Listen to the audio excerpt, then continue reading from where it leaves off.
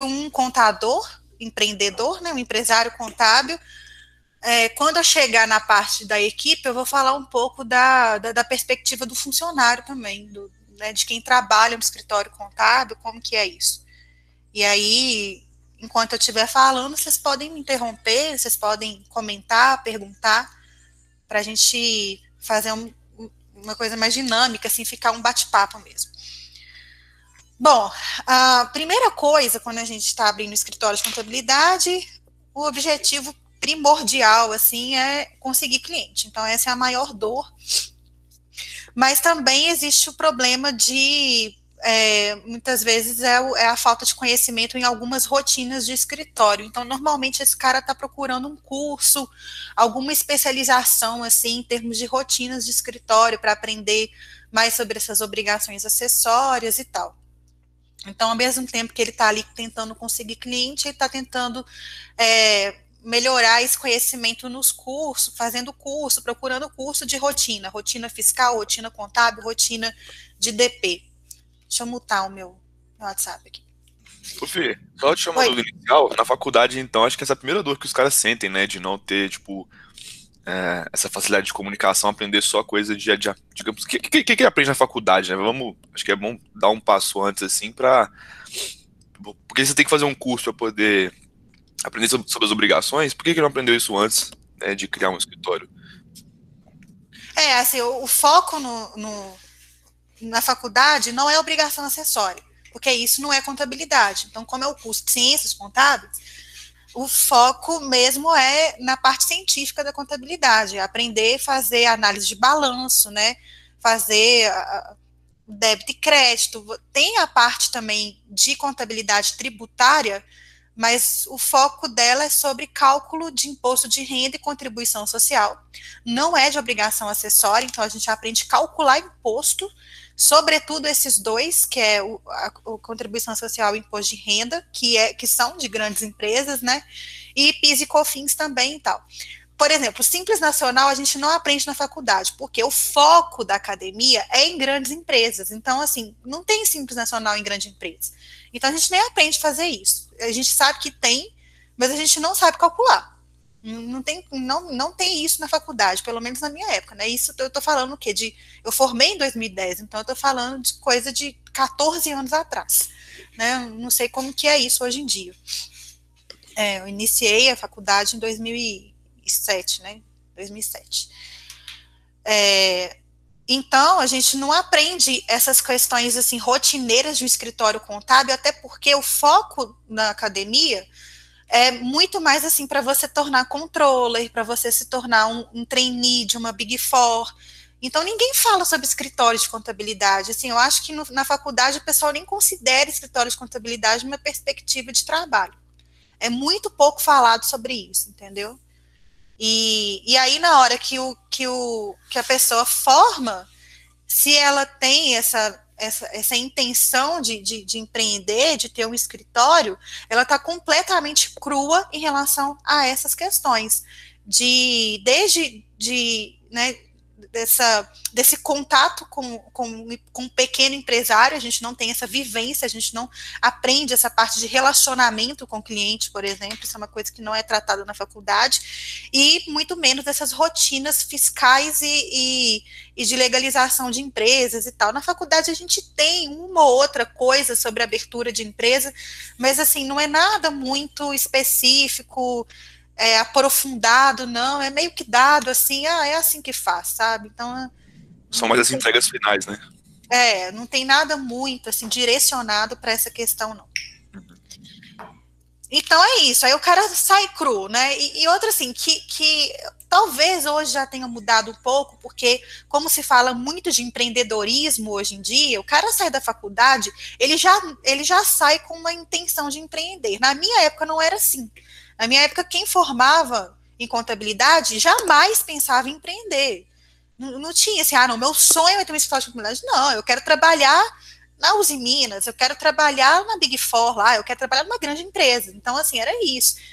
O meu sonho, por exemplo, é trabalhar na Vale. Eu queria, não sei porquê, eu tinha, sei lá, esse negócio de querer trabalhar na Vale. Eu achava o máximo lá, a parte que eles faziam lá de contabilidade, controladoria da Vale, eu achava aquilo sensacional, ainda bem que eu não fui trabalhar na Vale. Então é isso. Aí, pois é, e aí assim, quando você, aí vamos supor, né, que você tá lá, sozinhão lá na vida, e você decide empreender em contabilidade, o caso do Dioguinho. Vamos falar do Dioguinho, vamos contar a história do Dioguinho, tá? O Dioguinho saiu, então ele vai abrir o escritório de contabilidade, e aí ele não sabe porra nenhuma de nada. Ele não sabe como calcula um DAS, ele não sabe como calcula ICMS, substituição tributária, ele não sabe mal entrar no portal da Receita Federal para poder obter essas informações. Então, ele vai ter que fazer, o foco dele vai ter que ser nisso. Aí, ele conseguiu o primeiro cliente, né, e aí, assim, é muito, muito difícil a pessoa que está nesse ponto já pensar numa contabilidade consultiva, em fazer consultoria. Não, o negócio dele tem que ser muito enfatizado nas obrigações acessórias, porque isso é uma coisa que ele não domina, mas que precisa ser feito, e se ele fizer errado, ele vai queimar com o cliente dele. Então, assim, nessa fase, você é muito, assim, refém do cliente. O que ele manda você fazer, você faz, porque senão você corre o risco de perder. E como você é inexperiente, é natural que você se coloque numa posição, assim, de inferioridade, sabe? Em relação ao cliente. Então, o cliente mandou fazer, você faz. E aí, se você não fizer. E aí, você fica lá morrendo de medo de errar. Nossa senhora, se eu mandar essa guia errada para o cliente, não sei o quê. Então, assim, a dor é muito assim, eu tenho medo de perder o cliente. Então, né, o Dioguinho vai passar aí por esses perrengues. E aí, na medida em que ele vai, né, cuidando aí dessa parte de obrigações acessórias, ele vai vendo, assim, que é um buraco sem fundo, sabe? Você começa a entrar nisso. E aí, você, assim, como você está sozinho, né? Você pode estar sozinho, você pode ter um sócio, mas acaba que você tem que meter a mão na massa mesmo, não tem outro jeito, você tem que pegar e fazer. Então, você tem, né, toda a questão de aprender a mexer no software contábil, que não é uma coisa super fácil. Então, você tem essa parte aí de aprender a mexer no software contábil e aprender a mexer nas coisas da Receita, que é os ECACs lá da vida, certificado digital e tal. Então, você mergulha nesse mundo aí e dele não sai tão cedo. Aí, até quando você chega num número de clientes, assim, relativamente grande, e aí depende muito do ticket médio, né? Então, assim, por exemplo, tem contador que tem 30 clientes e é ele sozinho, ainda. Não tem funcionário, não tem nada. Mas é porque esses 30 clientes, a maioria deles é PJ, é MEI, né, empresa pequenininha, então nem há necessidade dele contratar um funcionário, porque ele mesmo cuida ali daquela carteira, faz as rotinas. Normalmente esse tipo de empresa não tem contábil, então ele realmente só faz fiscal e folha, e a folha, dependendo, nem tem direito, porque essas 30 empresas que ele tem, mal tem funcionário, então ele cuida mesmo ali de nota fiscal e a entrega ali das rotinas fiscais, é só isso. Então, por isso que saber o ticket médio desse cliente é tão importante quanto saber o número de clientes que ele tem, né? Então, se ele tem 30 clientes com um ticket de R$200, a gente sabe que esse cara, pô, ele tá sozinho lá, ele provavelmente não tem equipe. É muito, muito raro isso acontecer. Então, é ele sozinho lá cuidando dessa carteirinha dele. Agora, se o cara já tem uma pegada mais consultiva, mesmo que ele nunca tenha conseguido fazer isso, né, sair ali das obrigações acessórias, mas ele quer ter diferenciais, não quer ficar pegando realmente esses PJinhas na carteira, ou tendo só esse tipo de cliente na base, ele já preocupa em conquistar clientes maiores. Então, ele já está pensando ali num ticket de R$1.000 para cima. E aí, quando a gente pensa num ticket maior, quando o cara chega ali mais ou menos nos 10, 15 clientes, se ele tiver um ticket médio de R$1.000, já está na hora de querer contratar funcionário, porque sozinho ele não dá conta, já começa a rotina pesar. Ainda mais que quando você abre o escritório, você realmente não tem muito critério no sentido assim, não, eu vou nichar nesse segmento aqui que é transportes. Não, você cliente que aparecer, você está pegando, você, né, você está nessa ânsia muito grande de crescer, então você está nichando ali por segmento, por porte, por tipo de tributação, né, quanto mais cliente tiver, melhor. Quando ele chega no nível lá de 10, 15 clientes, ele olha assim e fala, puta, não tá, sabe, é tanta, cada cliente tem um perfil diferente, uma necessidade diferente, e aí você já não tem mais controle desses processos, porque uma coisa é assim, você nunca montou esse processo na mão, assim, tipo, fez lá né, como é que fala? Uma jornada ali de processos, esqueci, o fluxograma. Você nunca chegou e fez um fluxograma, não é assim que é e tal, você tem um mapeamento de processo, não, era você que fazia. Então, assim, você não tem isso. E aí que você começa, aí que realmente começa assim, né? Tipo, poxa, nossa, eu preciso corrigir isso, eu preciso melhorar esses processos, e aí eu preciso contratar uma pessoa também. Tô vendo aqui, tem umas perguntas aqui, deixa eu ler aqui. Qual era o seu faturamento quando contratou a primeira funcionária na Fato? Pois é, Dias, o meu negócio é que, assim, eu sou um ponto um pouco fora da curva, porque o meu primeiro cliente me pagava R$ 1.000 de honorário, o meu segundo cliente, que foi a Contagem Motorpeças, que era a empresa lá de autopeças, era 11 salários mínimos e meio na época, e isso dava em torno de R$ 8.000. Então, ou seja, eu estava ali né, com um honorário de 10 mil por mês, um faturamento ali de cerca de 10 mil por mês, e aí ali com 2 clientes, eu já precisava contratar gente, né? E como eu estava assim, com muita ênfase em fazer contabilidade desses clientes bonitinho, para entregar uma informação, uma gerencial, parará, a primeira pessoa que eu contratei foi da área contábil.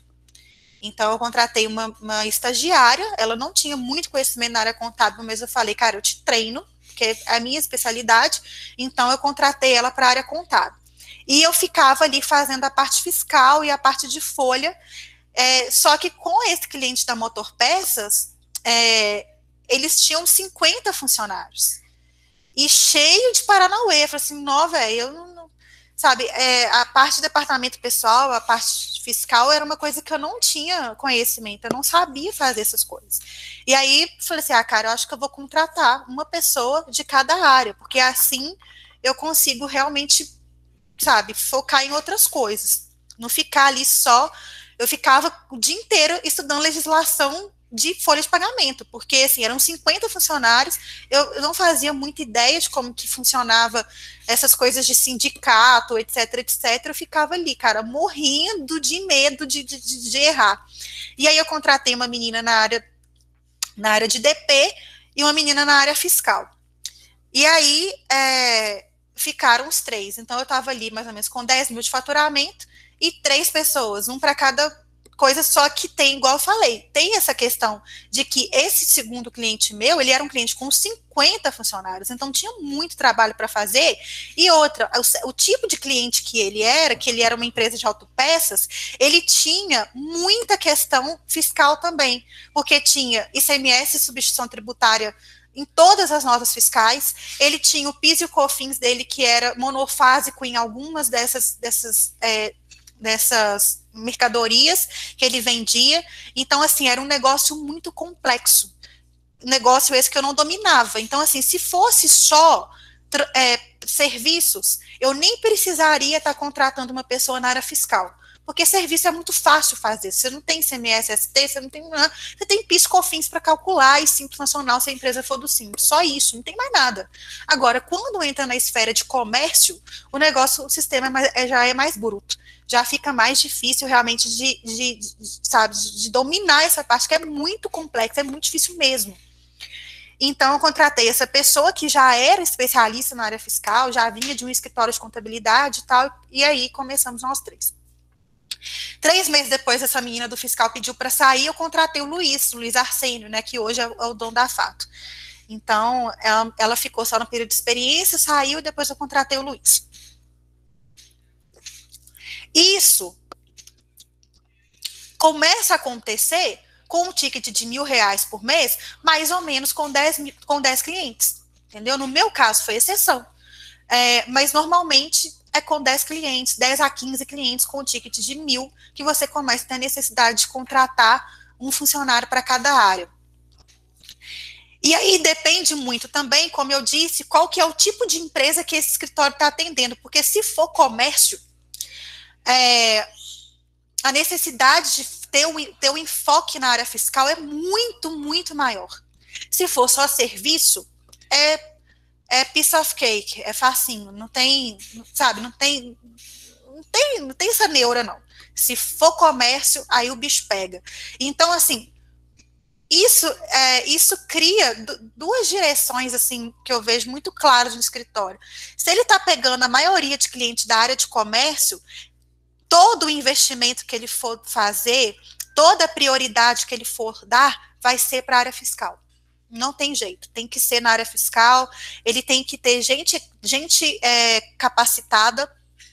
Tanto é que quando eu contratei minha primeira funcionária na área fiscal, ela tinha o maior salário em relação às outras duas, porque uma era estagiária, ela não tinha conhecimento, e a outra ela já tinha uma experiência, mas também não era muito. Mas essa eu já contratei ela como analista fiscal, então não era júnior, não era auxiliar, não era nada, ela já era analista. Então ela já tinha um conhecimento além da conta. E aí, assim, se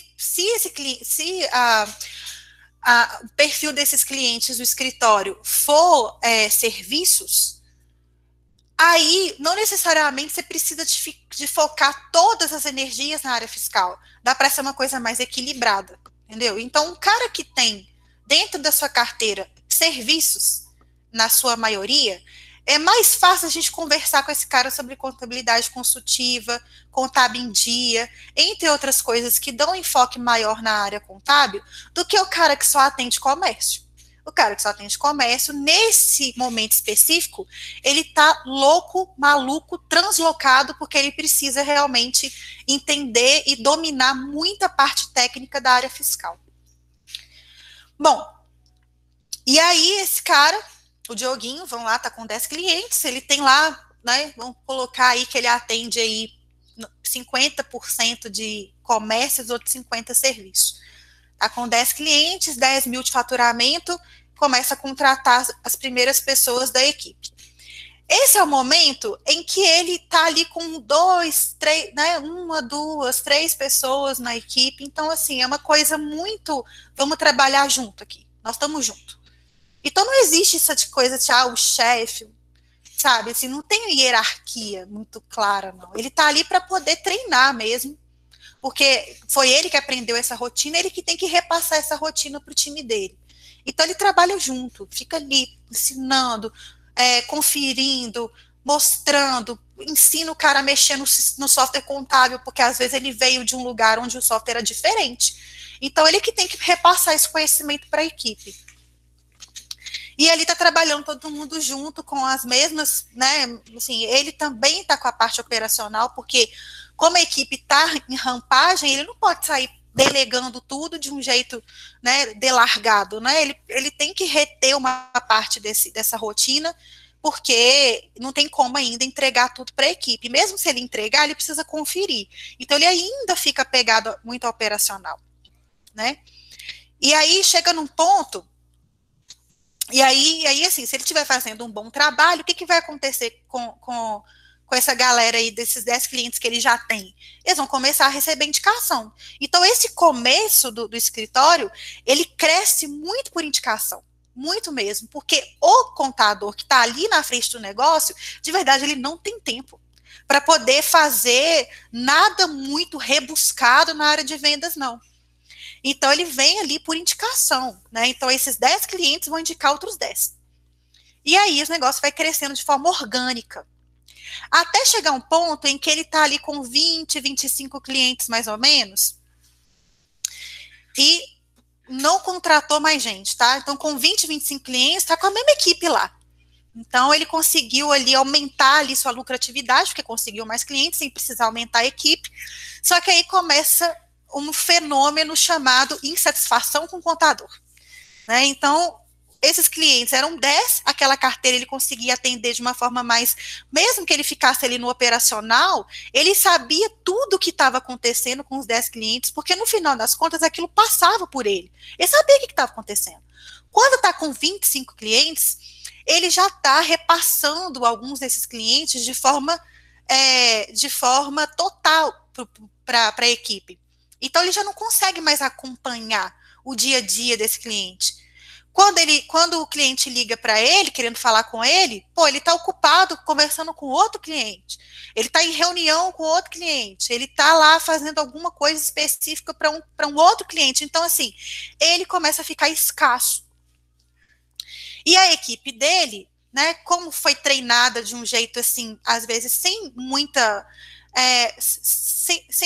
técnica, e o que eu quero dizer com muita técnica?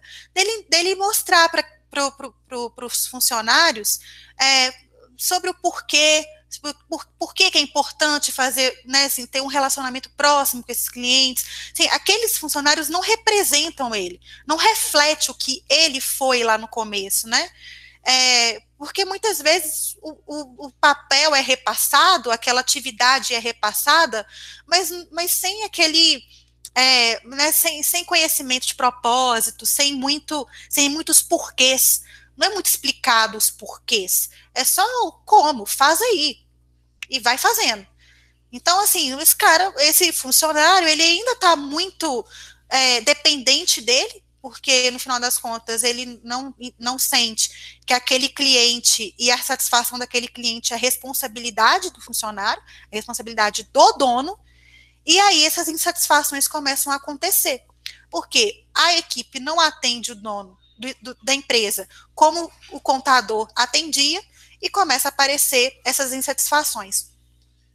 Como ele não está dando conta já de uma carteira de 25 clientes, e ele pensa, não está na hora ainda de eu contratar mais gente, porque se eu contratar, vai cair a minha rentabilidade, minha lucratividade aqui, eu não vou conseguir continuar crescendo e tal, então ele fica ali tentando fazer essa conta, né? Eu contrato mais, coloco mais gente no escritório, ou eu coloco mais clientes no escritório? Então ele tenta ficar fazendo essa conta, e essa conta, nesse momento de transição, ela nunca fecha, nem existe resposta pronta para isso, se é mais clientes ou se é mais equipe. E aí, quando ele começa a ver que os clientes dele estão insatisfeitos, começa a aparecer essa insatisfação, alguns começam a sair, aí ele entende que ele precisa profissionalizar mais a equipe dele. Então, ele começa a pensar mesmo em questões de treinamento para a equipe, em coisas mais sobre gestão e liderança, né? Então, começa ele ter esse tipo de dor. E ele começa a ver que, enquanto tem cliente saindo, não tem ninguém entrando.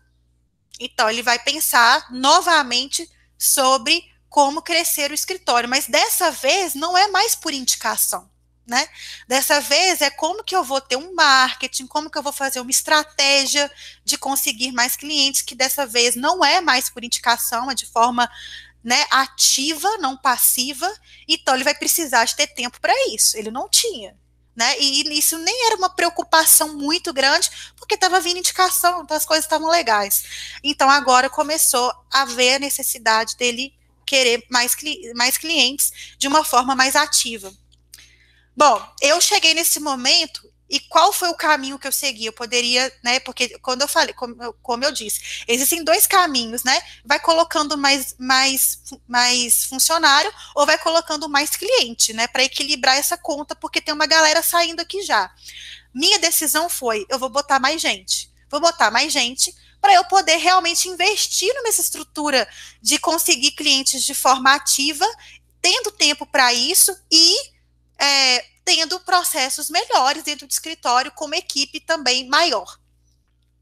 Então, por um tempo, eu andei desequilibrada, ou seja, eu tinha mais gente no escritório do que a minha carteira necessitava. Então, eu cheguei ali com 30 clientes e com 6 pessoas na equipe. Quando eu disse para vocês, eu tinha 25 clientes e 3 pessoas. Quando eu cheguei nos 30 clientes, eu tinha 6 pessoas.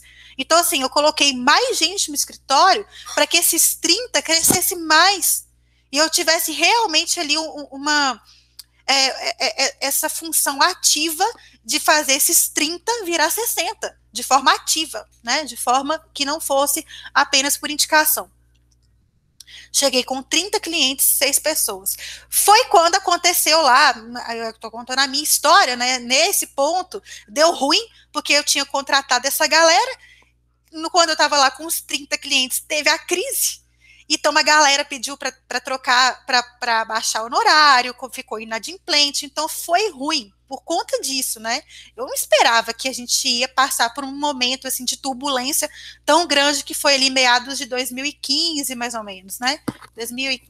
Início de 2015, meados de 2016, a gente ficou vivendo essa crise assim, de forma velada. Não era tão forte quanto essa que é da pandemia, mas ela existia e ela veio suave, assim, de repente, pá, todo mundo começou a ter problema financeiro. Então, estava eu lá com 6 clientes, né, 6 funcionários, 30 clientes, mas essa galera estava saindo, pedindo para reduzir, fechando as portas, então foi tenso. Mas eu não mandei ninguém embora nessa época, foi quando eu pedi ajuda para o Luiz, e aí a gente realmente pensou assim, olha, a gente precisa de 3 coisas. Dentro do escritório, a gente precisa de erro zero, atraso zero, integração total, que era né, faz até parte do contador gestor, então, eram nossas premissas internas no escritório que a gente precisava corrigir as rotinas. Com 30 clientes, cada processo era diferente.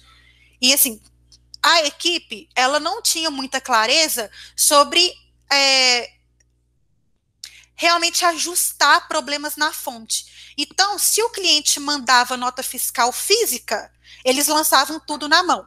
Se o cliente mandava de forma integrada, onde a gente poderia integrar, puxar, fazer a importação nessas notas fiscais, aí era outra rotina, outro processo que era de importação de notas fiscais. Mas nunca havia uma padronização, uma tendência de padronização. O cliente dizia, queria, mandava, pedia e a equipe fazia, na forma que desse. Né? Então era uma coisa assim, meio caótica, digamos assim, meio desorganizada mesmo, porque cada cliente era de um jeito, cada processo tinha um início, um meio e um fim, e os setores não conversavam. Então, até conversava, mas rolava umas treta. Então, dentro do escritório de contabilidade, é muito, muito comum ter problema entre os setores.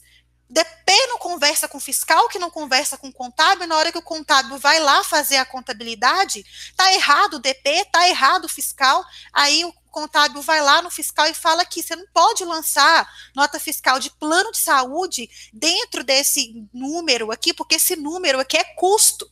E plano de saúde, minha filha, é despesa. Só que o fiscal não está querendo nem saber disso. Ele não está nem aí. Se é custo, se é despesa, se é operação, se é administrativo, para o fiscal não importa.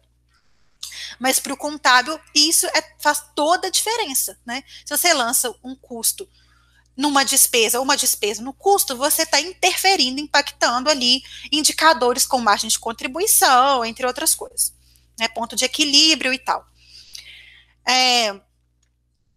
Então, rolava essa treta. Aí a gente precisou entender que todo mundo tinha que estar olhando para a mesma direção. O departamento contábil deveria entender que o fiscal e o DP eram fornecedores desse departamento, e que o fiscal tinha como cliente o departamento contábil. Né? O entendimento de que o fiscal atende o cliente e o governo está errado. O contábil também é cliente desse departamento. E isso era difícil entender. Então, a gente fez uma reunião lá de alinhamento de propósito, que faz parte da metodologia, vocês devem conhecer, né? Tem até um template lá, onde a gente, né, ajuda o contador a fazer uma coisa parecida com isso. Então, era um momento ali de todo mundo se unir. Essa união, qual que é o output dessa união? Processos organizados, todo mundo entendendo o porquê e todo mundo indo na mesma direção. Para quê? Para que eu pudesse deixar essa equipe aqui, enquanto eu saía do escritório, eu precisava sair do escritório para, visitar cliente, para eu não perder os clientes que eu tinha, eu já estava sofrendo de insatisfação, e 2, começar a participar de alguns eventos, entrar mais no mercado empresarial, para ver se eu conseguia pegar uns clientes aleatórios aí, para não ficar dependendo somente de indicação. E foi isso. Com 30 clientes, eu estava fazendo esse movimento. Equipe unida, trabalho em equipe, meta clara, processo organizado, para eu poder deixar o pessoal independente de mim, mais independente de mim, para eu sair e fazer essas captações externas. O resultado disso foi muito positivo, porque a Fato cresceu vertiginosamente durante de 6 a 8 meses, mais ou menos. A gente saiu de uma equipe onde a gente saiu de um número de 30 clientes para 60 clientes em 6 meses, e no final de um ano a gente já estava com 90 clientes, então a Fato triplicou de tamanho. Justamente por esse movimento que eu fiz, eu comecei a fazer parte do BNI, né, que é um grupo de empresários que um indica o outro, comecei a fazer essas coisas mais, que onde tinha empresário eu estava indo, não, tem um evento aqui assim, eu estou indo, vou porque eu preciso entender, conhecer, saber, né, e frequentar onde o empresário está frequentando, começar a falar a linguagem dele. Nessa época eu comecei a consumir muito conteúdo de Flávio Augusto, né, Flávio Augusto estava bombando nessa época, então eu comecei a consumir muito conteúdo de Flávio Augusto, de Murilo Gun, de que mais? Coisas mais de gestão mesmo, Jorge Paulo Lemann, entre outras coisas. Então, assim, era um momento onde eu estava realmente me especializando em gestão como um todo, gestão do escritório ali, de lideranças e tudo mais, mas também gestão das empresas, né, para entender aquela linguagem. E assim foi, a Fato passou para, quando a Fato estava com 90 clientes, a gente estava com uma equipe de 12 pessoas, 90 clientes, 12 pessoas. Permanecemos com um ticket médio de R$1.000 por mês, porque ficou assim, tinha clientes grandes que pagavam para a gente 12, 13, 14 salários mínimos, mas tinha cliente pequenininho, que pagava para a gente 300, 200, 400, R$500, que eram os PJs. Então, né, nesses equilíbrios, tinha um ticket aí em torno de R$1.000 por mês. Nesse momento, a gente precisou... então, assim, nesse momento a gente tinha um problema, a gente tinha o contábil atrasado, porque quando vai entrando o cliente, e com perfis muito diferentes, realmente o fiscal é a grande dor, né? Porque, como eu disse, eu tinha área de comércio, tinha transporte também, que é outra coisa que na área fiscal é um trem meio danado. Então, os focos eram muito mais para a área DP e fiscal, e tudo que eu adquiria de ferramenta era para poder automatizar isso, porque eu não estava aguentando mais a encheção de saco de funcionário falando sobre que não existe mais ficar lançando nota fiscal manualmente. A gente fazia isso.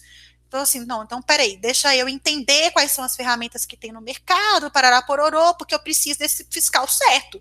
Se eu quero fazer um trabalho gerencial com esses clientes, eu preciso de ter esse fiscal correto, DP correto. Eu não quero ter problema com essas áreas. Eu não posso ter problema com essas áreas. Eu preciso focar em outra coisa, porque eu preciso focar na contabilidade gerencial, na contabilidade consultiva, na contabilidade sem chatice lá.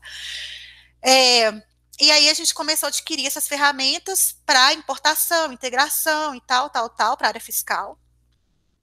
Porém, no contábil, a gente tinha uma equipe que ainda sofria com contábil atrasado. E aí a gente começou a desenvolver dentro da Fato umas ferramentas, planilhas e coisas do tipo, para poder transformar esse contábil numa fábrica, uma fabriquinha, ó, de entrar, lançar, entregar, né? Receber o documento, lançar o documento, conciliar, que é um processo, uma rotina contábil, conferir, entregar. Isso todo mês tem essa rotina e tem que ser assim, e é isso aí que tem que fazer. Só que a gente estava com 90 clientes. Tinha aquela galera que, cara, não adianta ficar fazendo. E a gente tinha uma crença, e essa crença veio muito do meu pai. Porque meu pai falava, olha, a gente tem que fazer contabilidade de todas as empresas, independente de qual é o porte, tamanho, segmento, tipo e tal. E ele não está errado, ele está certo. Do ponto de vista das normas contábeis, toda empresa tem que ter contabilidade. Só que, assim, quando você está com uma carteira de 90 clientes, se você for com essa premissa, você vai ter que contratar, 10 pessoas para o departamento contábil para que essa conta feche. E não dá, cara, tipo assim, sabe, em termos de negócio, de números de negócio, não dá para você contratar uma equipe contábil muito grande, porque você não paga barato para essa galera, né? Então eu tinha ali analistas contábeis naquela época que estavam recebendo em torno de R$ 2.500 por mês. Então não era assim, sabe, não dava para ficar enfiando mais gente no contábil. E a gente, nesse momento, começou a priorizar. Então, eu falei assim, olha, é o seguinte, a gente tem que, né, a gente não pode mais ser hipócrita aqui, falar que a gente faz contabilidade de todo mundo, porque tem contabilidade que a gente não faz. E aí a gente fez o que realmente fez toda a diferença na questão do contábil. A gente segmentou a carteira de clientes. Clientes a gente faz contabilidade todo mês, em dia, não tem chororô, não tem mimimi, não tem porquê. Esses clientes aqui é contabilidade em dia todos os meses. Esses clientes A. E aí a carteira foi segmentada em cliente A, B, C e D, sendo que o D é aquele cara, velho, contabilidade desse cara a gente não faz. Não faz. Se por um acaso esse cliente pedir, aí a gente faz um mutirãozinho aqui e coloca a contabilidade dele em dia, porque ele não precisa. Por que ele não precisa? Porque ou ele é um PJ, ou ele é sabe, ele é o seu Manuel da padaria, que é um cara ainda muito, muito mal educado, né, gerencialmente falando. Então, assim, ele não precisa de dados contábeis para tomada de decisão. E a nossa, né, assim, o corte era esse. Quem precisa de dados para tomada de decisão e quem não precisa. Quem não precisa era C e D. Quem precisa é A e B. Qual que é a diferença de A para B? O A, eu tenho um relacionamento excelente com ele. Então, eu sei que ele vai me mandar esses documentos em dia, eu sei que que as coisas vão fluir. O B é o cara seguinte, olha, eu preciso corrigir algumas coisas aqui, nessa relação. Porque ele me manda o trem desorganizado, ele só nega pra caralho. Então, sabe, só que ele é bom, ele é um cliente bom, ele é um cliente educável, é um cliente que eu consigo mudar isso nessa realidade dele. Então, esse cliente B, ele também vai ter contabilidade em dia, mas eu vou ter percalços, né? Eu vou ter interferências nesse caminho. Eu vou precisar me dedicar mais a esse cliente B em termos de educação. O cliente A não, o cliente A eu chego lá e apresentava os relatórios e falava das coisas e ele, entendia de boa. Não precisava ficar educando, mas o cliente B precisava. E óbvio, né? Qual que era o maior percentual? A ou B? Logicamente era o B, né? A era assim, 3, 4 clientes. B era 35 clientes, né? E C e D era o resto. Então, esses clientes B, eles demandavam muito trabalho, assim, educacional. Então, eram os clientes que eu visitava com mais frequência. Os clientes A, chegava um ponto que eu não precisava ficar visitando eles mais. Era só mandar para eles as coisas. Tipo, olha, isso aqui tem que verificar, olha sua liquidez. Então, tipo assim, ele era um relacionamento já conquistado. E o cliente B, não, o cliente B eu tinha que visitar, eu tinha que me dedicar, eu tinha que treinar a minha equipe para conversar com ele. Então, era essa questão. E aí, quando eu saí da Fato, que foi em 2017, né, para me dedicar 100% ao NuConte, a gente estava com uma carteira ali de cento e poucos clientes, 102, 103 clientes, mais ou menos. Mas, de verdade, assim, as dores que eu tinha com 103 clientes não eram muito diferentes das dores que eu tinha com 90 clientes. Então, assim, esse corte, né, que às vezes a gente faz aqui de até 60, de 60 a 100 e mais de 100, quando a gente está ali com 70 clientes, 80 clientes, não é muito diferente do que você ter 110 clientes. É uma coisa, não muda muita coisa. As coisas começam a mudar mais quando você já atinge um nível ali de 150 clientes, mais ou menos. Porque aí já começam outras dores. Já começa na dor no sentido, cara, eu preciso treinar minha equipe para ela ser. Eu preciso me reproduzir ali dentro daquele time. Então, eu não dou conta mais sozinha de visitar tantos clientes B. Né? Então, assim, todos os clientes B eu visitava, todos eles. Levava gente da minha equipe para eles conhecerem, tal. Então, eu saí nessa virada. Quando você está com 150 clientes, aí você tem uma equipe que está mais treinada, só que você precisa fazer com que eles pensem com a sua cabeça. Então, eles vão começar a ter aquele cliente, eles vão começar a ter carteira de clientes. Entendeu? Então, assim, a Isabela, ela trabalha no contábil e ela tem essa carteira de clientes aqui que é dela. Ela cuida dessa carteira. Ela visita, ela trata, ela faz o que precisa ser feito para esse cliente, né, ter o que ele precisa ter. Então, ela que vai ir lá e apresentar o NuConte para o cliente, por exemplo. Não vai ser mais o contador, vai ser ela. E aí, daí em diante, né, as dores, elas são muito mais em termos de escalar, né? Escalar esse trabalho mais consultivo e ter cada vez mais ferramentas de automação dentro das equipes. Né? E aí tem as dores que a gente sofre também, de lideranças, como é que você vai, né, criar culturas culturas melhores, como é que você vai trabalhar com OKR, como que você vai fazer um trabalho ali onde os líderes, né, são de sua confiança, mas também são de confiança da equipe, como melhorar essas lideranças. Então, ali naquele momento, a sua liderança, provavelmente, ela já vai ser o seu... ela já vai, provavelmente... necessitar ali, ter essa necessidade de ter uma parcela, uma cotas ali do escritório, então você já começa a ver seus líderes como possíveis sócios, nesse momento. Eu antecipei isso, né, porque eu precisava sair da Fato, então isso aconteceu quando eu tinha mais ou menos 100 clientes, que é quando eu chamei o Luiz e falei, Luiz, você quer? Né, mas é óbvio, né, que eu fiz um trabalho de treinamento com ele, não foi fácil, cara, ele nunca tinha sido dono de nada na vida, então ele fez o Empretec, né, eu treinei ele para ser dono, e isso tem muitas diferenças, né, e aí, sim, ele comprou minhas cotas, né, uma parte delas, meu pai assumiu, e hoje eles são felizes para sempre, assim, meu pai, eles falam muito bem do Luiz, eles se dão muito bem, de um jeito que eu e meu pai, a gente não dava.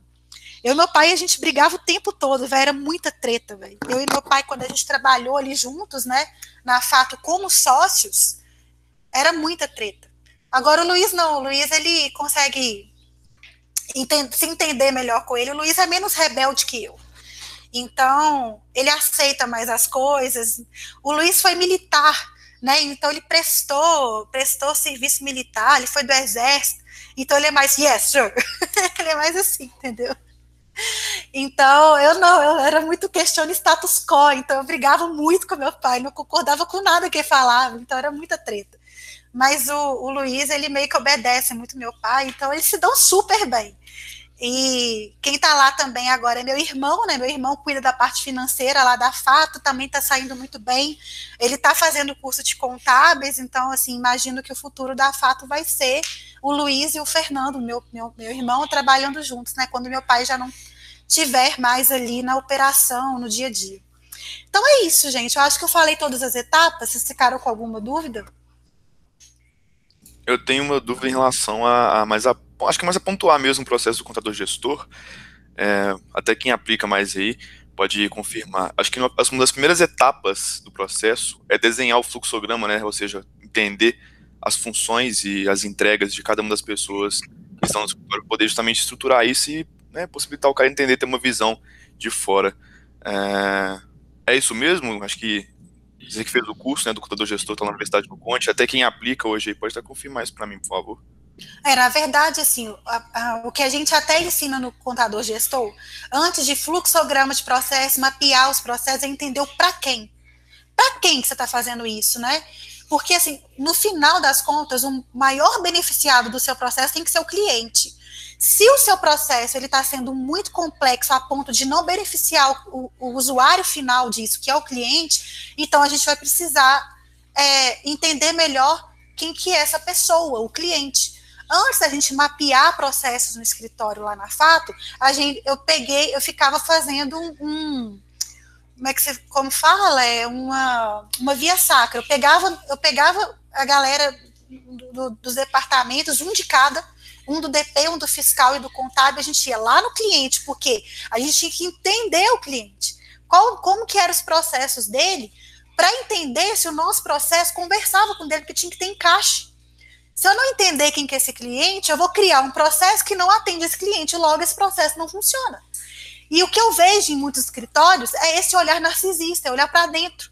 Não, a gente vai atender nós aqui. Mas, cara, o início e o fim de todo o processo é o cliente. O cliente que manda o documento e é o cliente que recebe a informação.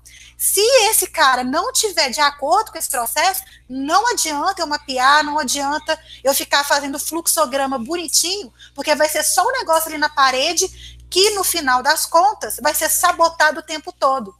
Se o cliente não colabora, não adianta dizer ali no meu fluxograma que o nosso processo de nota fiscal é através de importação. Se o cliente ele é um cabeça dura que só manda o trem impresso, o que eu tenho que fazer? O negócio já está ali na minha mão, impresso. Eu vou devolver e falar você tem que mandar via importação? Não, ele vai pegar e vai lançar. Então, eu preciso educar esse cliente. Para educar ele, precisa entender o processo dele, precisa entender a dor dele. Então, o primeiro passo é isso. É fazer a sua equipe sair de dentro do seu escritório com aquelas crenças, com aquelas verdades do escritório ali que foram criadas ao longo do tempo, com os seus processos que você tirou de sua cabeça, mas que quando você criou esse processo, você ainda não tinha tantos clientes quanto você tem hoje, você não tinha conhecimento do processo do cliente, então essas coisas mudam com o tempo, né? O que eu passava para os meus funcionários, quando eu comecei a treiná-los, e foram eles que treinaram os próximos, então, assim, é uma cadeia, né?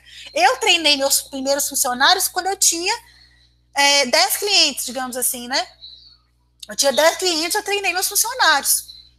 Mas esses 10 clientes é muito diferente da realidade de 30, que é muito diferente da realidade de 60. Então, eu vou criando uma cadeia dentro do escritório onde eu realmente não sei quais são as necessidades desses clientes meus. Eu treinei eles com as minhas crenças, a forma que eu fazia, às vezes 1 ano atrás, 2 anos atrás, mas com esse tanto de cliente agora, eu não posso simplesmente reproduzir esses processos lá dentro sem entender qual que é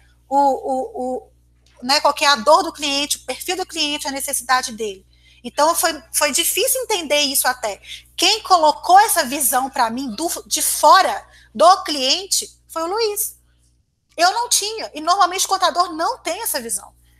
Entendeu? Ele está ali tão enfurnado nas questões operacionais do escritório, tão ali, sabe, bitolado já com a viseira, que ele não tem esse insight. Tipo, não, eu preciso conhecer meu cliente, é importante. Então, o Luiz me deu essa visão.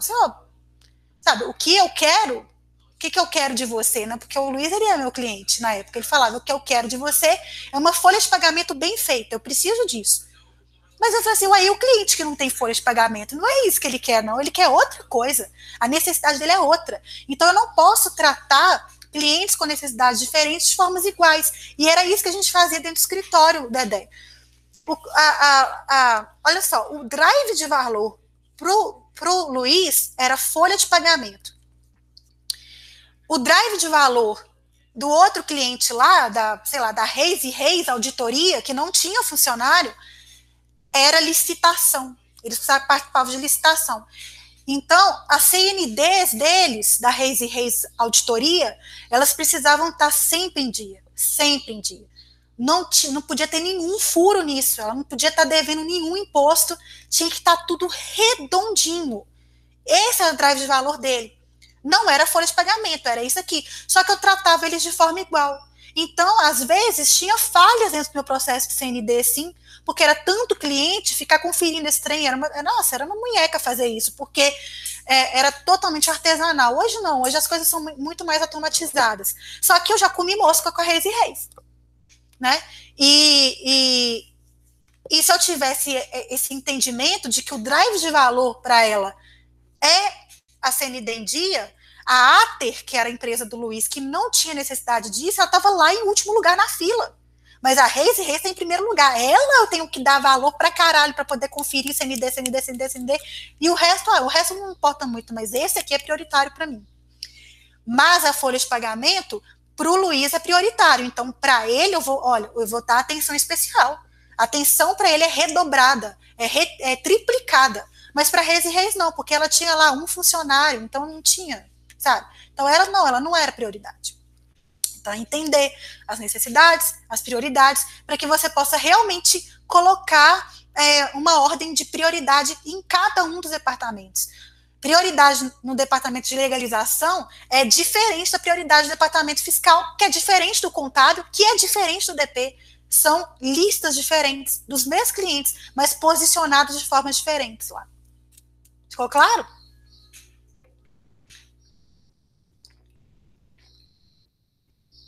Ô, Fê, então, clientes que, tipo assim, não priorizavam receber ali o balancete dele certinho. Inclusive, esse é uma das dores que vários dos meus clientes têm. Tipo assim, no fiscal, tem clientes que não conferem basicamente nada, fazem ali por amostragem, e tem clientes que são presos em conferir nota por nota. Por mais que receba isso automático, ainda pega a nota física e faz questão de conferir nota por nota. Você diria que é tipo, na hora de eu priorizar quem eu vou fazer isso, é entender essa necessidade desse cliente? Isso mesmo. Se o cara, olha só, que ele está conferindo nota por nota, ou seja, drive de valor para ele é ter isso certo do fiscal. Então, assim, não pode errar. Em hipótese alguma, porque se você erra com um cliente desse, cara, você perde muita credibilidade, muita mesmo. Então, é muito melhor os olhares estarem voltados para esses clientes que são mais exigentes nesse ponto, do que eu tratar todo mundo de forma igual, porque vai ter aquele cliente que não está nem aí. Não quer dizer que eu vou calcular errado para ele. Mas se comer uma mosca ali e aqui, não vai ser tão grave assim. Porque pode ser que você vai comer uma mosca, mas tudo bem eu comer uma mosca com esse aqui. Com esse aqui eu não posso comer essa mosca, porque se eu comer eu vou perder esse cliente. E é a mesma coisa com relação ao contábil. O cara que eu vendi para ele um sonho de que ele vai ter informação gerencial para tomada de decisão, e ele vê isso como um fator preponderante para ter escolhido o seu escritório, pagar o honorário que ele te paga. Se eu não entregar isso para ele, eu vou estar cometendo um suicídio ali. Eu vou ter vendido um sonho que eu não entreguei e eu vou acabar, assim, frustrar as expectativas desse cliente porque eu não entreguei uma coisa que eu disse que eu ia entregar. Diferente do seu Zé das Couves, lá, do Manuel da Padaria, porque para ele, cara, não importa isso. Ele só quer receber a guiazinha do Simples Nacional dele e pagar e pronto, sabe? Então, para esse cara, eu não vou ficar fazendo um processo todo elaborado de contábil em dia, porque ele não precisa disso. Não precisa, sabe? Precisar, lá no fundo ele precisa. Mas o trabalho que eu vou ter de educar esse cara, de convencer ele de que ele precisa disso, de fazer com que essa informação chegue tempestiva no escritório, né? No tempo certo, na hora certa, do jeito certo, o trabalho é muito mais árduo. E eu vou gastar um tempo com ele, com alguém que não valoriza isso, ao invés de estar gastando tempo com quem valoriza. E quem valoriza é mais importante para mim, porque é ele que vai me indicar. É ele que vai ser meu cliente âncora, que vai pegar ali as informações que eu dou para ele, tomar decisão com ela, gostar, aprovar, me recomendar, me indicar, sabe? E vai ser o case de sucesso que eu vou colocar lá no meu site. Vai ser, sabe, o caso que eu vou contar nas palestras que eu vou dar. Então eu tenho que preocupar com meus cases de sucesso. Quem não é case de sucesso, para o contábil especificamente, de verdade, eu não vou preocupar em ficar fazendo contabilidade para ele, não.